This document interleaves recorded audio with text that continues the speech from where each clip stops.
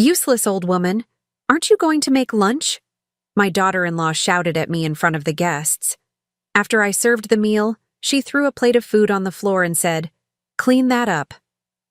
The next day at the office, she got a surprise that made her go pale. "I'm glad to have you here. Follow my story until the end and comment the city you're watching from, so I can see how far my story has reached." Useless old woman, aren't you going to make lunch? Briella's shrill voice cut through the air like a blade, stopping every conversation in the dining room. I felt my face burn with shame as 12 pairs of eyes turned toward me, some amused, others uncomfortable, all witnessing my public humiliation. I was standing in the doorway of what used to be my own dining room, holding a pitcher of water I'd just refilled. The room fell silent except for the soft clink of silverware being set down on plates. My son Marcus cleared his throat awkwardly but said nothing. He never said anything when his wife spoke to me this way. "I'm sorry," I whispered, my voice barely audible. "The roast needs 10 more minutes." Briella's perfectly manicured hand waved dismissively in the air. She was wearing the diamond bracelet I'd given her for her birthday last year, the one that cost me 3 months of Social Security. 10 more minutes? Our guests have been waiting for an hour already because you can't manage to cook a simple meal. I wanted to remind her that she'd invited 8 additional people at the last minute, that I'd been cooking since dawn to accommodate everyone, that my arthritis was flaring up so badly I could barely grip the knife to slice vegetables, but I knew better. Speaking up would only make it worse. "Mom's getting slower these days," Marcus said with a forced laugh, not even looking at me. "You know how it is with older folks." Older folks. I'm 60 years old, not 90. I raised 3 children, ran a household, and somehow lost myself so completely along the way that even my own son sees me as nothing more than an inconvenience. I shuffled toward the kitchen, my slippers making soft sounds against the hardwood floor. Behind me, I heard Briella's voice pick up again, smooth and charming as she redirected the conversation back to herself. She had that gift, the ability to command a room, to make everyone hang on her every word. When Marcus first brought her home 5 years ago, I thought she was wonderful, beautiful, successful, confident. Everything I used to be. The kitchen felt like a sanctuary, even though it technically wasn't mine anymore. When Marcus and Briella moved in 3 years ago after their business temporarily failed, they'd slowly taken over everything. First the master bedroom, then the home office, then gradually the rest of the house. I found myself relegated to the small guest room in the back, the one that used to be Marcus's childhood bedroom. I opened the oven, checking the roast one more time. It was actually ready, had been ready for 20 minutes, but I needed those extra few minutes to compose myself. My hands were shaking, and I couldn't let them see me cry. Not again. The dining room erupted in laughter at something Briella said. She was probably telling the story about how she rescued Marcus from his boring corporate job and convinced him to start their consulting business. She never mentioned how that business folded within 18 months, or how they'd burned through their savings so quickly they couldn't afford their apartment anymore. I arranged the roast on the serving platter, adding the roasted vegetables around the edges the way my mother had taught me decades ago. The presentation was beautiful, restaurant quality. I'd always been good at making things look perfect, even when everything underneath was falling apart. "Finally," Briella announced as I entered the dining room with the platter. "I was starting to think we'd have to order pizza." More polite laughter from the guests. I served everyone in silence, moving around the table like a ghost. When I reached Briella's plate, she looked up at me with those cold blue eyes. "The meat looks dry," she said loudly enough for everyone to hear. "And these vegetables are overcooked. Honestly, Nellie, I don't know how you managed to ruin such a simple meal." I stood there holding the serving fork, feeling something crack inside my chest. The roast was perfect, tender and juicy, the vegetables crisp and perfectly seasoned. I'd been cooking for 40 years. I knew what I was doing. "I'm sorry," I heard myself say again. Those seemed to be the only words I was allowed anymore. "Just put it down and go fix your mistake." Briella waved toward the kitchen. "Bring me that grilled chicken from yesterday instead." At least that was edible. But I knew there was no leftover chicken. She was just sending me away, asserting her dominance in front of her audience. I set the platter down and turned to leave, my cheeks burning with humiliation. That's when it happened. As I walked past Briella's chair, I heard the deliberate scrape of ceramic against wood, then the crash. The sound of her dinner plate hitting the hardwood floor, sending roast beef, vegetables, and gravy splattering across the dining room. "Oh no!" Briella gasped, her voice dripping with false concern. "Look what happened! Nellie, you need to clean this up right away before it stains." I stared at the mess on the floor, at the food scattered across the hardwood my late husband had installed with his own hands 30 years ago. Everyone was looking at me, waiting to see what I would do. Some faces showed pity, others embarrassment for me. A couple of the younger guests were struggling not to smile. "Clean it up," Briella repeated, her voice harder now. "We can't eat with this mess on the floor."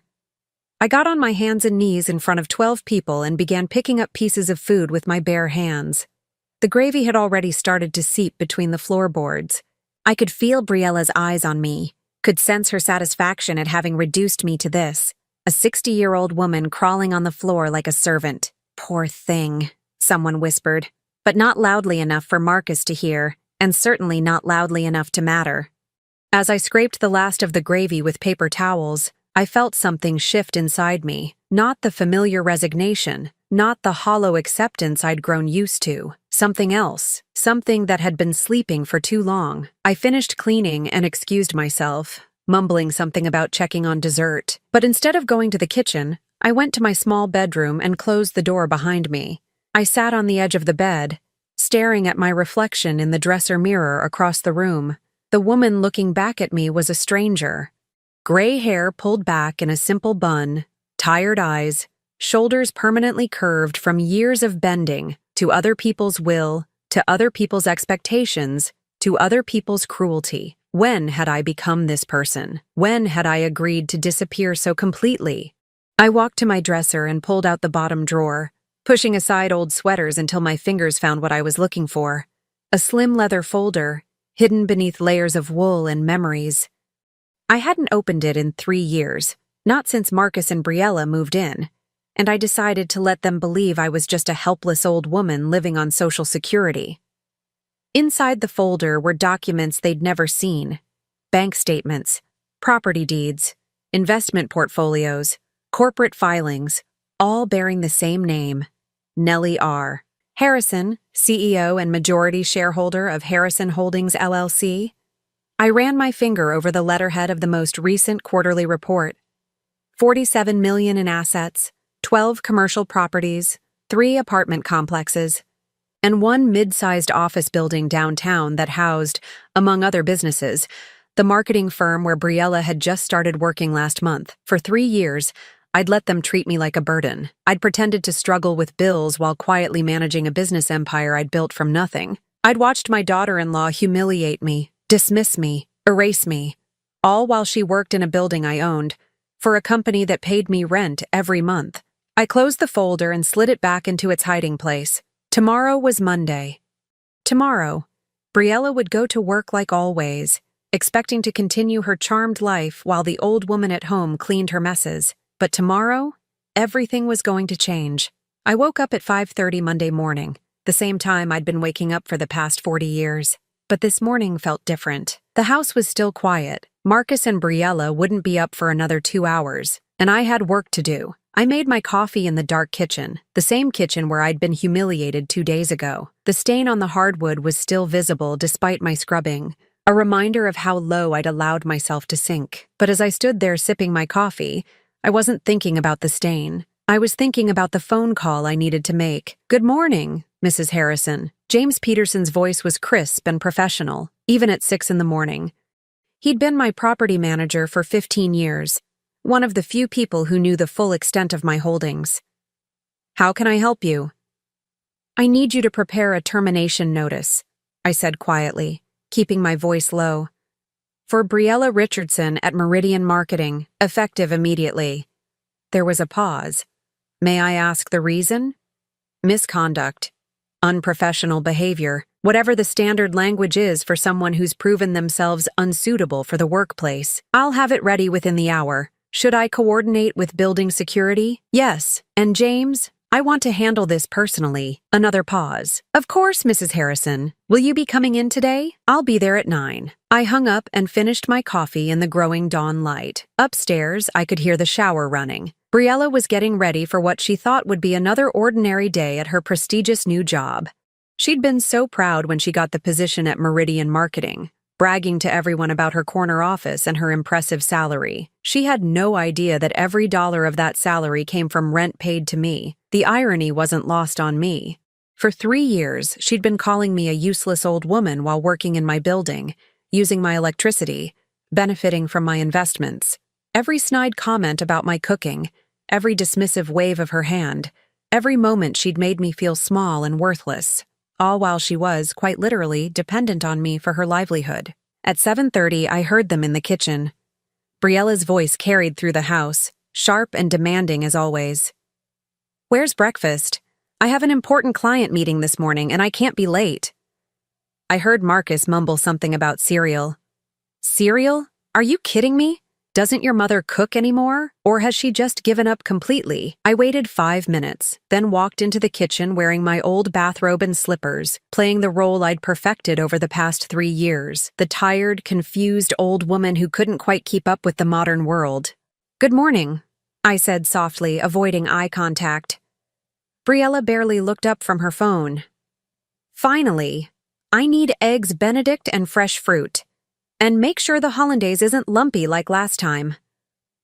"I'm not sure we have all the ingredients," I began. "Then figure it out," she snapped. "That's what grocery stores are for, isn't it?" Marcus shifted uncomfortably, but said nothing. He'd learned long ago that staying silent was easier than defending his mother. The path of least resistance had become his specialty. I nodded meekly and began opening cabinets, making a show of checking ingredients I already knew we didn't have. Briella huffed with exasperation. "This is ridiculous. I'll grab something on the way to work. Again."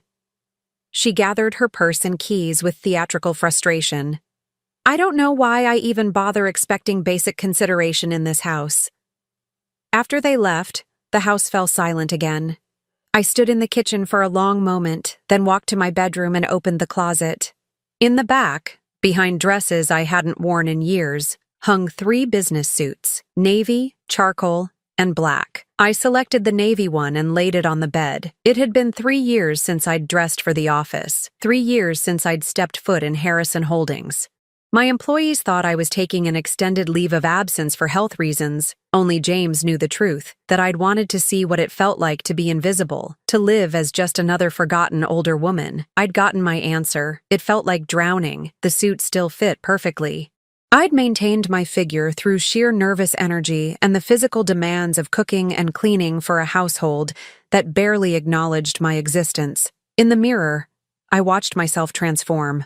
The tired old woman in the bathrobe disappeared, replaced by someone I recognized from before, someone with presence, with authority, with power. I applied makeup for the first time in months, not heavy, just enough to enhance the sharp cheekbones I'd inherited from my grandmother, and the steel-gray eyes that had intimidated business rivals for decades.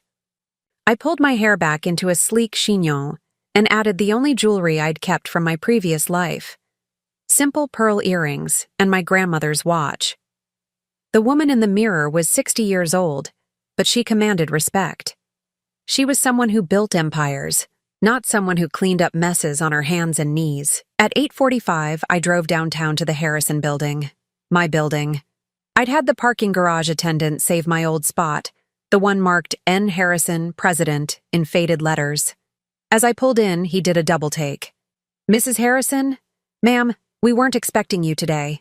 "I know, Carlos. Is my office ready?" "Always, ma'am. Mr. Peterson has been keeping everything exactly as you left it." The elevator to the top floor felt familiar and foreign at the same time. The executive suite was exactly as I'd left it. Mahogany desk, leather chairs, and floor-to-ceiling windows overlooking the city I'd watched grow and change over the past 20 years. James was waiting with a stack of papers and a knowing look. "The termination notice is ready," he said. setting the documents on my desk. Building security has been notified. Ms. Richardson should be arriving within the next 10 minutes. I signed the papers with my full signature. Eleanor Nellie Rose Harrison, CEO. It felt good to write my own name again, to claim my identity after years of being dismissed as just Marcus's mother, or the old woman who lives with them. There's something else you should know, James said carefully. Ms. Richardson has been quite vocal about her living situation.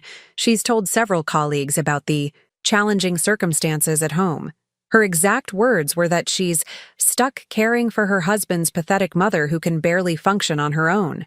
I felt that familiar crack in my chest, but this time it wasn't breaking me open. It was breaking something else loose. Something that had been contained for far too long. Has she now? She's also mentioned that she and your son are looking for a way to convince you to move into assisted living. She believes the house is too much for you to maintain. My house. The house my husband and I bought 30 years ago. The house we raised our children in. The house I'd paid off twice over with my business earnings. The house that Briella and Marcus now considered theirs by default. Thank you for letting me know, James. Should I escort her out personally? No. I stood up and smoothed my skirt. I'll handle this myself. Through my office window, I could see the Meridian marketing offices across the building's central atrium. I watched Briella step off the elevator, coffee in hand, chatting animatedly with a colleague. She was wearing a designer suit I'd never seen before, probably purchased with her first month's salary from the job in my building. I picked up the termination notice and walked to the elevator. It was time for Briella to learn something about the woman she'd been calling useless. It was time for her to meet the real Nellie Harrison. The elevator dinged softly as I reached the 15th floor. Through the glass doors of Meridian Marketing, I could see Briella at her desk, perfectly manicured nails clicking against her keyboard as she typed what looked like an email. She was laughing at something on her screen, probably sharing another story about the crazy old woman she had to deal with at home. I straightened my shoulders and walked through the reception area. The young woman at the front desk looked up with a polite smile that quickly turned to confusion as she tried to place me. "Good morning. I'm here to see Briella Richardson," I said, my voice carrying the authority I'd forgotten I possessed. "Of course. May I tell her who's calling?" "Eleanor Harrison. She'll know who I am." The receptionist picked up her phone, and I watched through the glass partition as she spoke to Briella. I saw my daughter-in-law's face change from casual interest to complete bewilderment. She turned in her chair, scanning the reception area until her eyes found mine. The color drained from her face. She stood up slowly, her movements mechanical, like someone in a dream or a nightmare. I watched her walk toward the reception area, her confident stride faltering with each step. When she reached me, her mouth opened and closed twice before any words came out. "Nellie, what? What are you doing here? How did you—" She looked around the office, then back at me, taking in my business suit, my composed demeanor, my presence in a space where I clearly didn't belong. "I don't understand. We need to talk," I said calmly, "in private." She glanced nervously at the receptionist, who was pretending not to listen while obviously hanging on every word. "I'm in the middle of a very important project. Maybe we could discuss whatever this is at home tonight?" "No, Briella. We're going to discuss it now, in your office." Something in my tone made her take a step backward. For the first time in 3 years, I saw uncertainty in her eyes. She nodded mutely and led me through the maze of cubicles toward her corner office. I could feel curious eyes following us, her colleagues wondering who this stern-looking woman was and why their usually confident coworker looked like she'd seen a ghost. Briella's office was everything she'd bragged about: large windows, expensive furniture, a view of the city skyline. She closed the door behind us and turned to face me, her hands clasped tightly in front of her. "Nellie, I'm really confused. How did you even get here? Did Marcus drive you? And why are you dressed like?" She gestured vaguely at my suit. "Sit down, Briella. I think there's been some kind of misunderstanding. I'm at work, and I really can't." "Sit down." This time, she obeyed. I remained standing, positioning myself between her and the door. The power dynamic had shifted so completely that neither of us quite knew how to navigate it yet. "Do you like your office?" I asked conversationally. She blinked. What? Your office. It's very nice. Corner location. Great view. Impressive for someone who's only been here a month. Yes, it's very nice. Nellie, what is this about? You're scaring me. Am I? I walked to her window and looked out at the city below. You know, I've always loved this view. I used to spend hours looking out windows just like this one, making decisions that affected hundreds of people's lives. I don't understand what you're talking about. I turned back to her, and for a moment we just looked at each other. This woman who had spent 3 years making me feel worthless was staring at me like I was a stranger. In a way, I supposed I was. Tell me about your job, Briella. You were so excited when you got it. Starting salary of $85,000, full benefits, corner office. Quite a step up from your previous position. How do you know my salary? The question came out as barely a whisper. I know a lot of things. I know that you told your friends at the gym that you finally escaped the dead weight of living with an old woman who contributes nothing. I know that you've been looking at apartments, planning to convince Marcus that I need to be moved to a care facility so you can have the house to yourselves. I know that last week you told your sister that dealing with me is like having a child who never grew up. Each revelation hit her like a physical blow. Her face went from pale to red to pale again. Who told you that? Have you been spying on me? I don't need to spy, Briella. People talk, and when you're as dismissive of an old woman as you've been of me, you assume she's invisible. You assume she doesn't matter, doesn't have connections, doesn't have influence? I pulled the termination notice from my jacket pocket and placed it on her desk. She stared at it without picking it up, as if it might bite her. What is that? Your termination notice. Effective immediately. You can't. What? Nellie, you can't fire me. You don't work here. You don't even understand how offices work?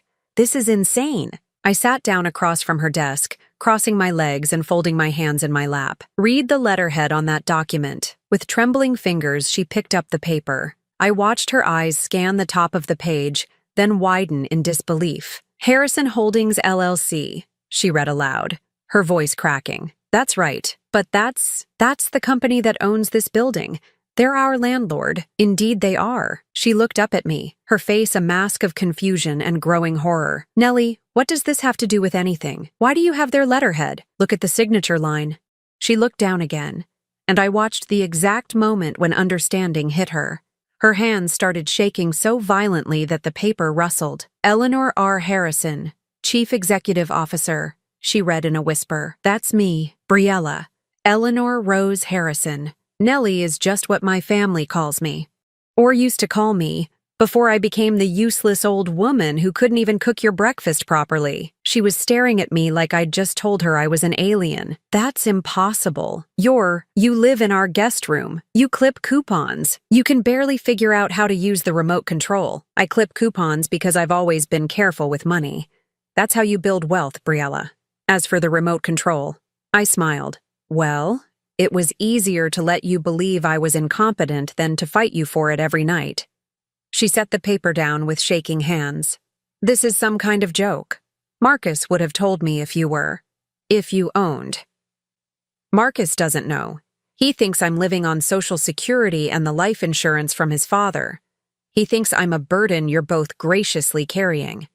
But the bills, the groceries, the mortgage payments, what about them? You're always worried about money. You count every penny. No, Briella.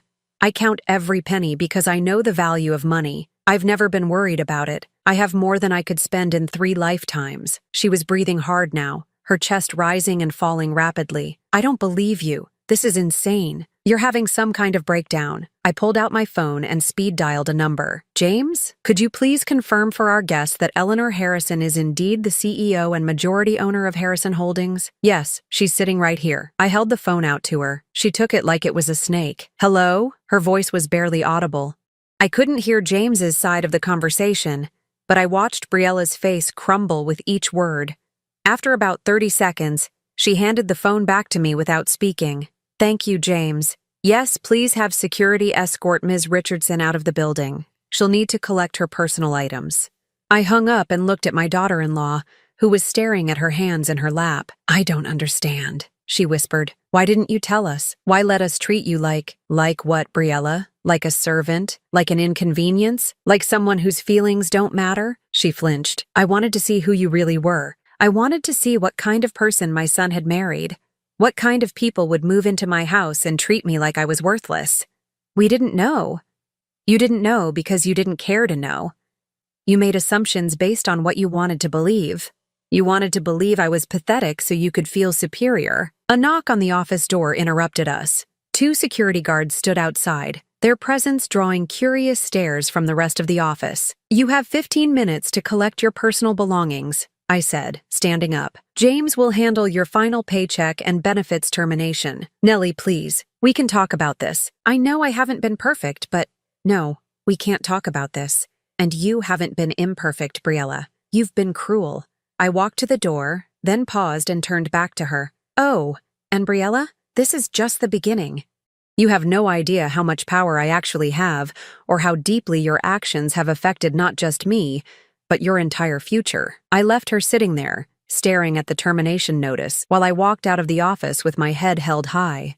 Behind me, I could hear whispers starting, phones buzzing with gossip, the beginning of a story that would spread through the building within hours. But this was just the first move in a much larger game. Briella was about to learn that when you systematically destroy someone's dignity, there are consequences far beyond anything she could imagine. I was arranging flowers in the living room when Briella burst through the front door at 2:30 in the afternoon. I'd been expecting her, of course. Getting fired tends to free up one's schedule considerably. She stood in the doorway, still wearing her expensive suit, but everything else about her had changed. Her perfectly styled hair was disheveled, her makeup smeared from crying, and her hands were shaking so badly she could barely hold her purse.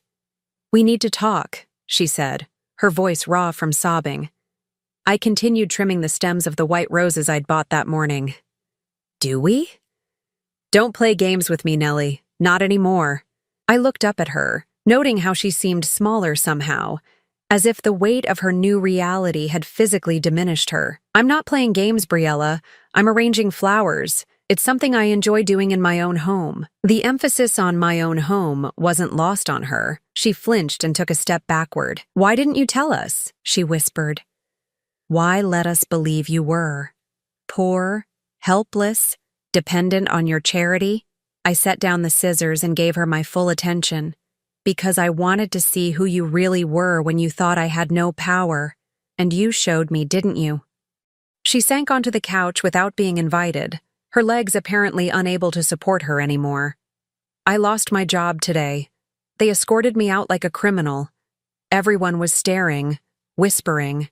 It was humiliating." "Was it?" I picked up another rose, examining it carefully.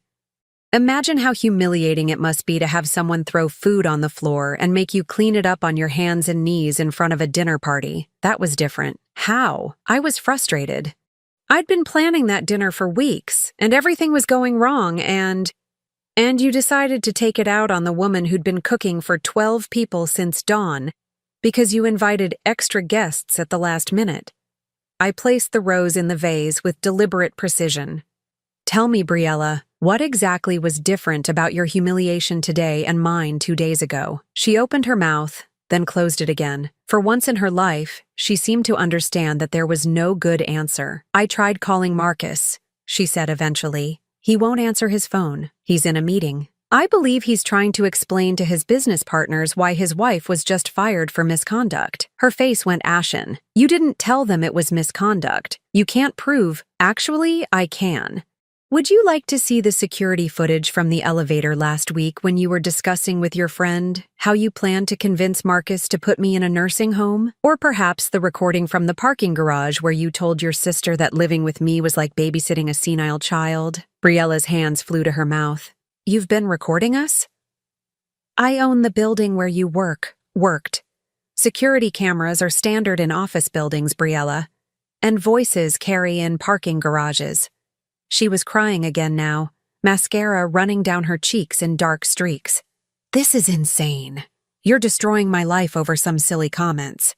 Everyone complains about their in-laws." Silly comments. I repeated the words slowly, letting them hang in the air. Is that what you call 3 years of systematic emotional abuse? I never abused you. You made me feel worthless. You treated me like a servant in my own home.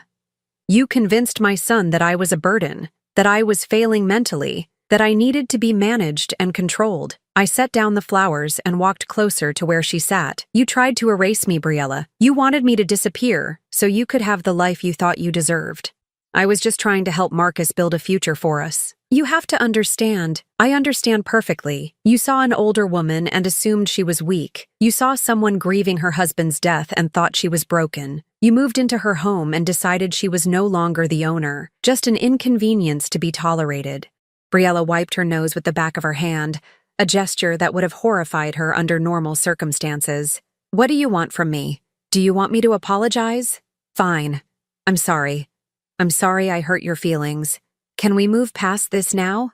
Hurt my feelings. I laughed, but there was no humor in it. You think this is about hurt feelings? Isn't it? I walked to the window and looked out at the garden my husband and I had planted together 25 years ago. The roses were blooming beautifully this year, despite being neglected during my 3-year disappearance from my own life. 3 weeks ago, you told Marcus that you thought I was developing dementia. You suggested he should have me evaluated for cognitive decline.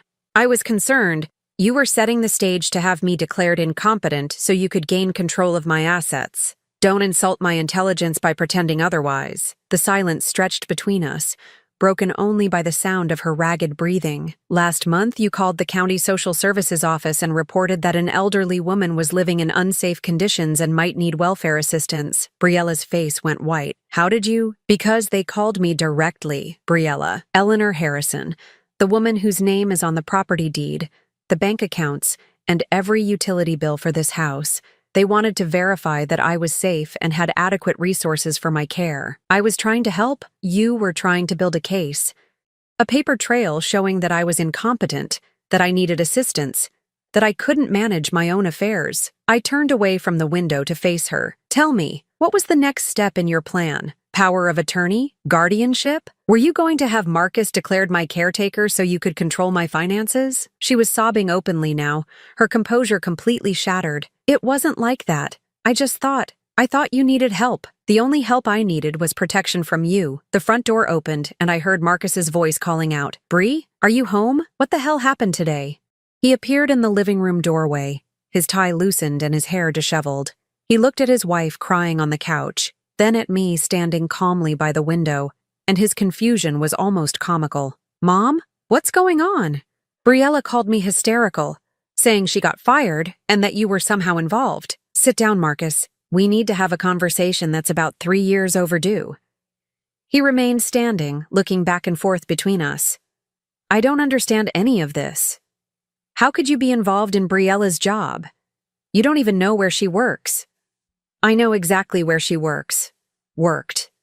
The Harrison Building, 15th floor, Meridian Marketing. She had a corner office with a lovely view of the city. How do you know that? Because I own the building, Marcus. I own the company that manages the property. I own the corporation that employs the management company. And I owned every square inch of your wife's former workplace. Marcus stared at me for a long moment, then laughed.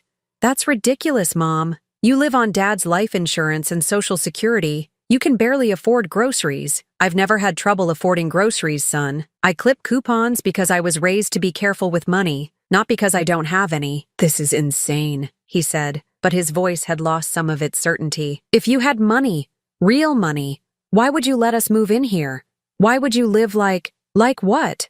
Like someone you both treated as if she was already dead? The words hit him like a physical blow. He sank into his father's old armchair, the same chair he'd claimed for himself when they moved in, and looked at me with something approaching recognition. I wanted to see who you really were, I continued. Both of you. I wanted to know what kind of man my son had become, what kind of woman he'd married. I wanted to understand what would happen if I became vulnerable, if I needed help, if I wasn't the strong woman who raised 3 children on her own while building a business empire. Business empire? Marcus's voice was barely a whisper. Harrison Holdings. I started it 30 years ago with a small loan and your father's blessing. It's worth $47 million, Marcus. All of it built while I was raising you and your sisters. All of it hidden because I learned early that people treat wealthy women differently than they treat ordinary mothers and grandmothers. Briella had stopped crying and was staring at me with something approaching horror. Not remorse, I noticed. Horror at the magnitude of her mistake. Mom, Marcus began, but I held up my hand. I'm not finished. Briella's termination today was just the beginning. You see, when you systematically destroy someone's dignity, when you spend years making them feel worthless and unwanted, there are consequences. And those consequences extend far beyond a single job. I walked to my purse and pulled out a thick manila envelope, setting it on the coffee table between them. What's that? Briella asked, her voice barely audible. Your eviction notice, both of you. You have 30 days to find somewhere else to live. You can't evict us, Marcus protested. This is a family home. We're your family. No, Marcus. Family doesn't treat each other the way your wife has treated me. Family doesn't plot to have their mother declared incompetent. Family doesn't make the woman who gave them life feel like she's already dead. I picked up my flowers and headed toward the kitchen. I suggest you start looking for apartments. And Briella? I'd recommend starting with something you can afford on Marcus's salary alone. Because as of today, your career in this city is over. Behind me, I heard Briella whisper, "What does that mean?" But I didn't answer.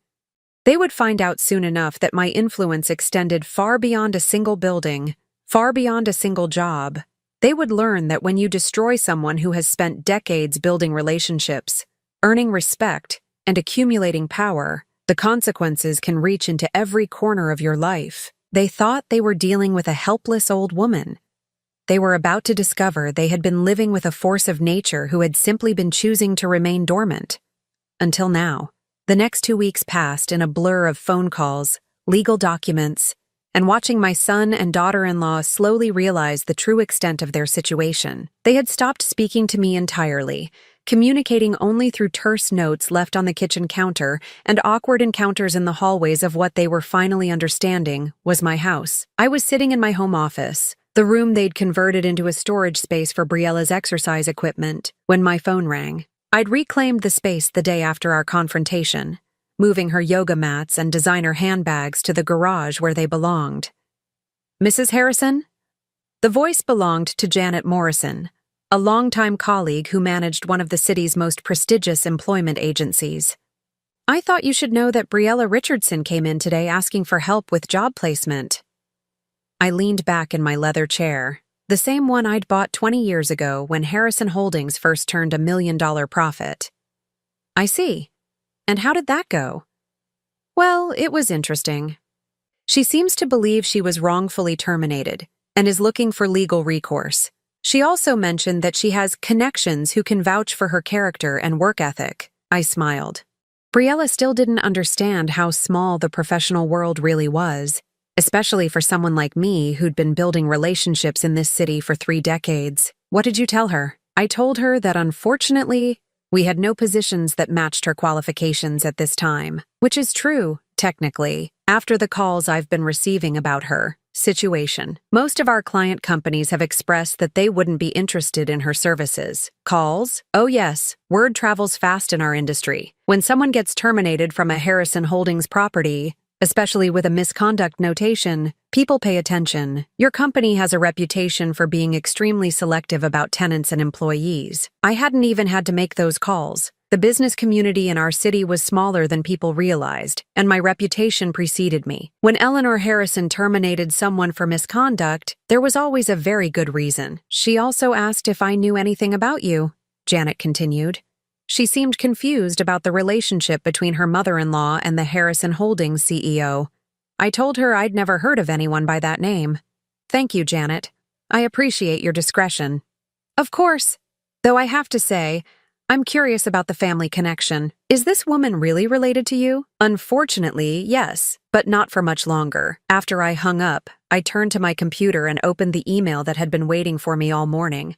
It was from David Chen, my attorney, confirming that the eviction notice had been properly served and that Marcus and Briella had exactly 12 days remaining to vacate the premises. A soft knock on my office door interrupted my reading. I looked up to see Marcus standing in the doorway, looking like he hadn't slept in days. His clothes were wrinkled, his hair unkempt, and there was a desperate quality to his expression that reminded me of the little boy he'd once been when he'd broken something valuable and was hoping to avoid consequences. "Mom, can we talk?" I gestured to the chair across from my desk.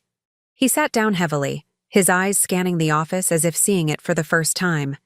Which, in a way, he was. The last time he'd been in this room, it had been filled with Briella's belongings and the assumption that I was too confused to need a proper workspace. "I've been thinking about what you said," he began carefully, "about family and how we've been treating you. Have you? I know Briella can be difficult sometimes, and maybe we haven't been as considerate as we should have been." I set down my reading glasses and gave him my full attention. "Difficult? Is that what you call it?" He shifted uncomfortably. "I mean, I know she has strong opinions about how things should be done, and maybe she came across as controlling." "Marcus, stop." "What?" "Stop making excuses for her. Stop minimizing what she did. Stop pretending that 3 years of systematic emotional abuse was just someone being difficult or having strong opinions." His face flushed red. "She wasn't abusing you, Mom. That's a really strong word for what? For convincing you that I was mentally incompetent. For calling county services to report me as an elderly person in need of welfare assistance? For throwing food on the floor and making me clean it up on my hands and knees in front of dinner guests?" Each example hit him like a slap. He opened his mouth to respond, then closed it again. "For telling your business partners that you were worried about my declining mental state? For suggesting to our family doctor that I should be evaluated for dementia? For researching nursing homes and assisted living facilities without my knowledge or consent? How do you know about all that?" "Because I've been paying attention, Marcus. Because while you both thought I was fading away into confused old age, I was actually watching and listening and documenting every single thing she did to try to erase me from my own life." He was quiet for a long moment, staring at his hands. "I didn't know she was doing some of those things, but you knew about the others. You were there when she threw the plate on the floor. You heard her call me useless. You watched her treat me like a servant in my own home, and you said nothing. I thought you were okay with it. You never complained. You never stood up for yourself. I was testing you, Marcus.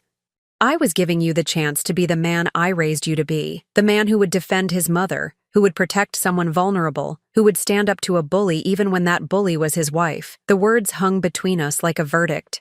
He looked up at me, and for the first time in years, I saw my little boy in his eyes, confused, ashamed, and finally understanding the magnitude of his failure. "She's my wife, Mom. Marriage is about supporting each other, presenting a united front. Marriage is not about sacrificing your mother's dignity to keep your wife happy. Marriage is not about allowing someone to systematically destroy another person's self-worth, because it's easier than having a difficult conversation. What do you want me to do? Divorce her?" The question surprised me. Not because he asked it, but because of how quickly it came to him, as if the thought had been lurking just beneath the surface of his consciousness. "I want you to make your own choices, Marcus, but I want you to make them with full knowledge of who you're choosing and what you're choosing to accept." I opened my desk drawer and pulled out a thick folder, setting it in front of him. "These are copies of security camera footage, recorded phone conversations, and documentation of every attempt your wife made to have me declared incompetent or removed from my own home." He stared at the folder without touching it. "There are also financial records showing that she's been applying for credit cards using my address and social security number, apparently under the assumption that an elderly woman wouldn't notice or wouldn't understand the implications." His face went pale. "That's identity theft." "Yes, it is. She's also been telling people that she's my primary caregiver and has been researching how to obtain power of attorney over someone deemed mentally incapacitated." "Jesus, Mom. I had no idea." "You had no idea because you didn't want to know. It was easier to believe that I was becoming a burden, that I needed managing, that Briella was the responsible one trying to handle a difficult situation." I stood up and walked to the window, looking out at the garden where I'd spent so many peaceful hours before they moved in, and I stopped feeling welcome in my own yard. "Your wife has been systematically working to take control of my life, my assets, and my future. She's been building a legal case to have me declared incompetent, and she's been using you as her unwitting accomplice by convincing you that I was failing. Why didn't you tell me? Because I needed to see what you would do. I needed to know if the son I raised would protect me or sacrifice me. The silence that followed was deafening. I could hear him breathing, could feel the weight of his realization settling over him like a heavy blanket. Where is she now? I asked. Job hunting, or trying to. She's been turned down by every agency in the city. She keeps saying there's some kind of conspiracy against her, that someone is sabotaging her efforts. Someone is. He looked up sharply. You, me, and my 30 years of professional relationships, my reputation in this business community, and my complete inability to recommend someone who tried to destroy my life. Mom, that's really vindictive. Is it? Or is it the natural consequence of her actions? When you systematically abuse someone, Marcus, especially someone with power and connections, there are repercussions. Briella thought she was dealing with a helpless old woman. She was actually dealing with one of the most influential business owners in this city. He picked up the folder with trembling hands. What happens now? Now you decide who you want to be. You can continue making excuses for someone who tried to steal your mother's life, or you can finally understand that some actions have consequences that can't be undone. And if I choose her?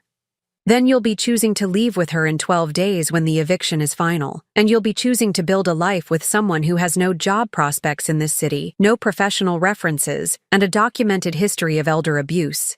He was crying now, silent tears running down his face as the full scope of his situation became clear. I thought I was being a good husband. You were being a complicit one. There's a difference. I walked back to my desk and sat down, returning my attention to my computer screen. You have 12 days to decide, Marcus. Choose wisely. As he left my office, clutching the folder of evidence against his wife, I felt something I hadn't experienced in 3 years. Complete control over my own life. But I wasn't finished yet. Briella had made one final mistake, and tomorrow she would discover that some bridges once burned can never be rebuilt. Moving day arrived with the kind of crisp autumn clarity that makes everything seem possible. I stood at my bedroom window, sipping my morning coffee and watching the moving truck pull into my driveway. Marcus and Briella had found a small apartment across town, the only place that would accept them after landlord received calls about Briella's character issues from previous housing references. I'd been awake since dawn, not from anxiety, but from anticipation. Today marked the end of the longest, most painful chapter of my adult life, and the beginning of something I'd almost forgotten was possible, living in my own home without fear, without walking on eggshells, without pretending to be less than I was. The movers worked efficiently, carrying boxes and furniture that had slowly overtaken my house over the past 3 years. I watched Briella's exercise equipment disappear, her designer clothes, her expensive kitchen gadgets that she'd somehow convinced Marcus we needed, despite the fact that I did all the cooking. Each item that left my house felt like breathing a little easier. Briella hadn't spoken to me since our confrontation 2 weeks ago. She moved through the house like a ghost, her face hollow and her movements mechanical. The woman who had once commanded every room with her presence now seemed to be shrinking daily, collapsing under the weight of consequences she'd never expected to face. Marcus was a different story. Since reading through the folder of evidence I'd given him, he'd been trying to find moments to talk to me, to apologize, to somehow undo 3 years of enabling his wife's cruelty. But some damage can't be repaired with words, and some trust can't be rebuilt with good intentions. Mom? His voice came from behind me as I stood in the living room, watching the last of their belongings being loaded onto the truck. I turned to face him. He looked older than his 35 years, worn down by the weight of choices he was finally understanding. Yes, I know I don't have the right to ask this, but I need you to know that I'm sorry.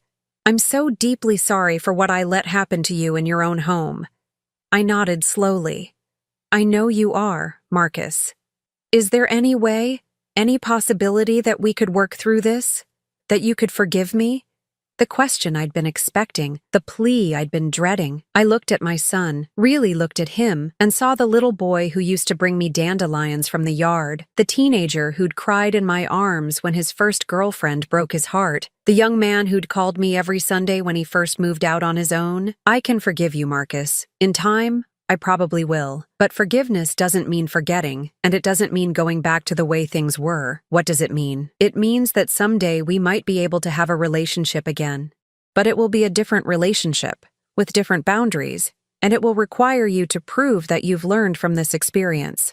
He nodded, tears threatening to spill over. And Briella? What about her?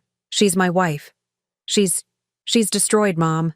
She can't find work, we can barely afford the apartment, and she's falling apart. She knows she made mistakes, but the punishment seems so extreme for systematically trying to destroy my life?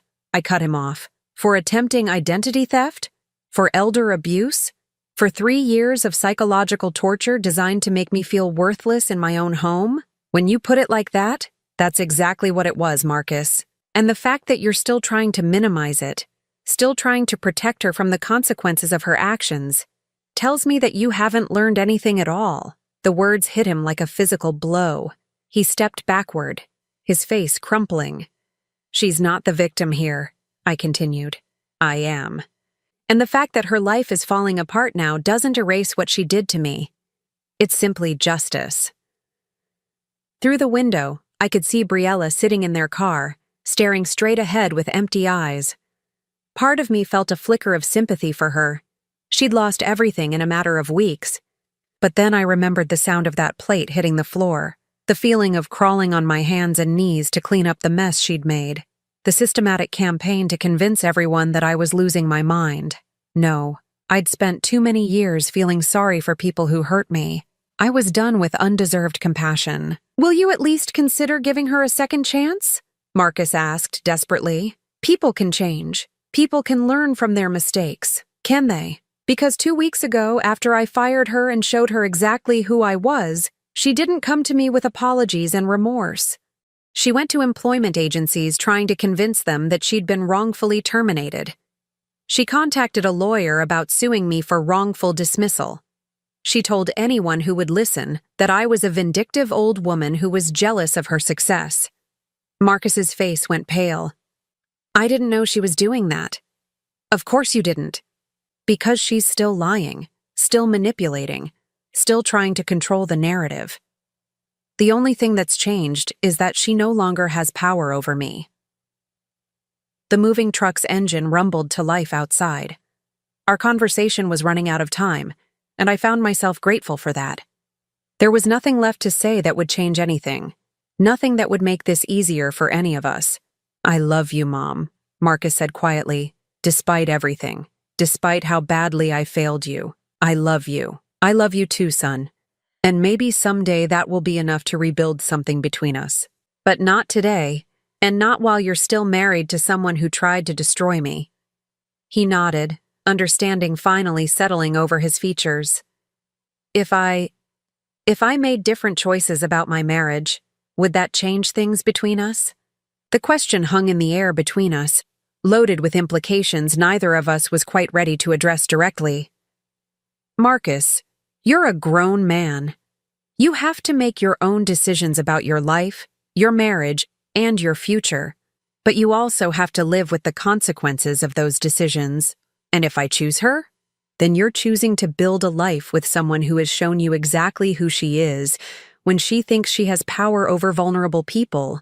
You're choosing to stay married to someone who spent 3 years systematically abusing your mother. That's your choice to make, but it's also mine to decide how I respond to it. He was crying openly now, the weight of his impossible situation finally breaking through his defenses. I felt a mother's instinct to comfort him, to tell him everything would be okay, to sacrifice my own needs to make his life easier. But I was done sacrificing myself for other people's comfort. The truck is ready, he said, wiping his eyes. We should go. Yes, you should. He walked to the door, then turned back one last time. Will you call me?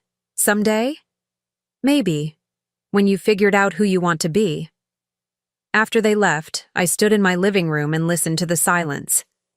For the first time in 3 years, my house felt like mine again. I walked through each room, reclaiming spaces that had been slowly taken from me, moving furniture back where it belonged, opening curtains that had been kept closed to accommodate Briella's afternoon naps. In the kitchen, I made myself a cup of tea and sat at the table where I'd been humiliated just 3 weeks ago. The stain on the hardwood floor was still visible, a reminder of how low I'd allowed myself to be brought. Tomorrow, I would have the floors refinished. Tonight, I would simply sit in my own kitchen and remember what peace felt like. My phone rang as the sun was setting. The caller ID showed my daughter Sarah's number. "Mom? Marcus called me. He told me what happened." "Did he? Why didn't you tell us you were having problems? Why didn't you ask for help?" I smiled, settling deeper into my chair. "Because I didn't need help, sweetheart. I needed to see who people really were when they thought I was powerless. But you suffered for 3 years. You let them treat you terribly when you could have stopped it at any time." "Yes, I did. And in doing so, I learned something valuable about my son, about his wife, and about the kind of people they become when they think they have power over someone vulnerable." "What are you going to do now?" I looked around my kitchen, my house, my life that was finally my own again. "I'm going to live, Sarah. I'm going to remember who I was before I let other people's opinions of me matter more than my own self-worth. Are you okay? Really okay?" "I'm better than okay. I'm free." After we hung up, I poured myself a glass of wine and walked out to my garden. The roses were still blooming, despite being neglected for 3 years. They'd survived without my attention, just as I'd survived without my family's respect. Tomorrow, I would start reclaiming not just my house but my life. I would return to my office full-time, re-engage with the business empire I'd built, reconnect with friends I'd pushed away during my exile from my own existence. Tonight, I would simply sit in my garden and remember what it felt like to be Eleanor Harrison again. Not Marcus's mother, not the old woman who lived with them, not the convenient target for someone else's cruelty. Just me. Successful, powerful, respected, and finally, at peace. As the stars came out overhead, I raised my glass in a silent toast. Not to revenge, not to victory, but to something far more precious, the rediscovery of my own worth. Some people spend their whole lives learning to stand up for themselves. At 60 years old, I'd finally remembered how to stand up for the woman I'd always been underneath the roles others had forced me to play. And that knowledge, that power, that peace, no one could ever take it away from me again. Now I'm curious about you who listened to my story. What would you do if you were in my place? Have you ever been through something similar? Comment below. And meanwhile, I'm leaving on the final screen 2 other stories that are channel favorites, and they will definitely surprise you. Thank you for watching until here.